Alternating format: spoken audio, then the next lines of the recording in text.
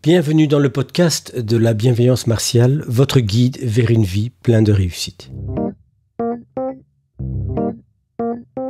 Avoir la taille et la fréquentation des rayons sciences humaines et développement personnel des librairies, nous pouvons être sûrs que l'offre de développement personnel répond à une vraie demande. Et comme toujours, quand l'offre est abondante, il y a à boire et à manger. Dans ce podcast, nous allons nous questionner sur la qualité des sources en matière de développement personnel. Il en va de même pour le développement personnel que pour la nourriture. Cela va du fast-food à la gastronomie. Pour faciliter cette exploration, je vais distinguer 3 grandes catégories du développement personnel et découvrir comment les intégrer dans nos vies de manière significative. La première catégorie est l'information prédigérée. C'est les vidéos en ligne, les articles de blog au titre accrocheur tels que 10 conseils pour ou les 3 secrets de.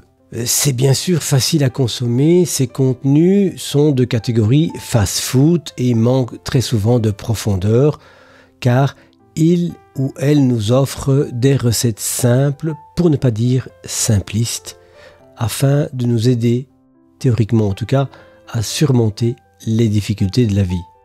Mais ne nous y trompons pas, ces vidéos, ces articles de newsletter ou de blog n'ont pour seul objectif que de capturer votre attention, et souvent au détriment d'une véritable croissance personnelle. Pourquoi ?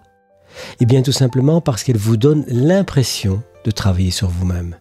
Et ainsi, elles apaisent ce désir naturel, et je dirais même ce besoin de cheminer et d'avancer dans votre vie. Ces contenus simplistes vous donnent une sensation de satiété et vous n'aurez peut-être plus envie d'aller chercher plus loin. C'est comme se gaver de zakouski avant un délicieux repas. Dans cette catégorie, on retrouve aussi les podcasts, même si ceux-ci offrent en général, mais pas tous bien sûr, un contenu plus réfléchi quand ils prennent le temps de plonger un peu plus profondément dans les sujets. Et il en va de même des livres que vous trouverez dans les rayons spécifiquement labellisés développement personnel, par contraste avec les rayons psychologie, sciences humaines, spiritualité ou même philosophie. Si ces livres approfondissent un peu plus le sujet, il n'en reste pas moins des livres de recettes faciles à appliquer, qui peuvent aider dans un premier temps, mais qui peuvent très vite se montrer trop superficiels. Abordons maintenant la deuxième catégorie que j'appelle les connexions empathiques. Cette catégorie comprend les œuvres de fiction, les films et les personnages qui résonnent avec notre propre expérience. Cette catégorie nous invite à un effort supplémentaire, celui de faire des liens entre la fiction et notre vie. Mais ces connexions s'avèrent riches d'enseignements, car elles nous permettent d'apprendre et de grandir à travers les histoires et nous servent de point de départ pour des réflexions plus profondes sur nous-mêmes. Il est important de noter que ce qui compte vraiment ici, c'est de découvrir des résonances avec ce que le roman ou le film nous propose. Ces résonances évoquent des parties de notre vie et nous apprennent des choses sur nous-mêmes que nous n'aurions peut-être pas réalisées autrement. Enfin, la troisième catégorie, les œuvres académiques et spirituelles. Alors, bien que parfois complexes, ces œuvres offrent des perspectives profondes sur la nature humaine et sur notre place dans le monde. Et s'il peut être ardu de lire dans le texte des Spinoza, des Jung ou des Antonio Damasio, nous pouvons commencer par des auteurs qui nous parlent de ces auteurs de référence. Et ça rend ainsi plus accessibles les grandes idées et principes que le temps a validés. Il est important, à mon sens, de distinguer ces différentes catégories. S'il est infiniment souhaitable de travailler sur soi, d'évoluer, il convient de ne pas le faire n'importe comment. Et d'ailleurs, dans ce sens, je voudrais insister sur l'importance de ne pas tomber dans le piège de l'accumulation de contenu, mais de plutôt investir dans notre manière de traiter les connaissances que nous découvrons, de leur donner sens, de les intégrer dans nos savoirs. C'est à mon sens une des qualités essentielles de la programmation neurolinguistique, en tout cas celle que je vous invite à découvrir.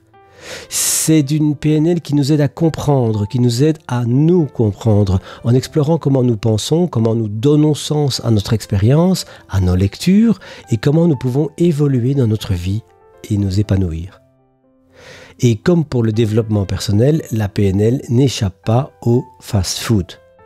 Beaucoup de livres et même de formation ne sont jamais qu'un ensemble de recettes.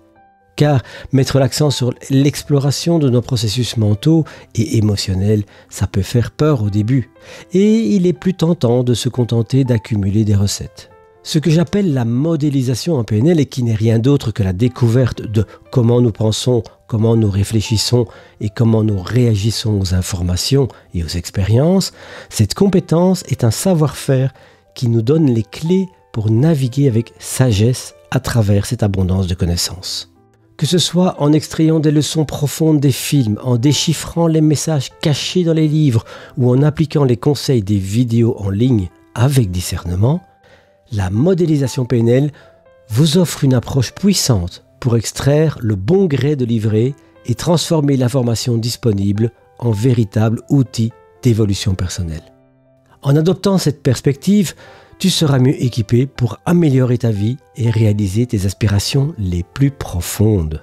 Merci de m'avoir rejoint aujourd'hui. N'oublie pas de consulter ma chaîne YouTube Bienveillance Martiale et mes sites internet que je te mets dans la description pour plus de ressources sur le développement personnel.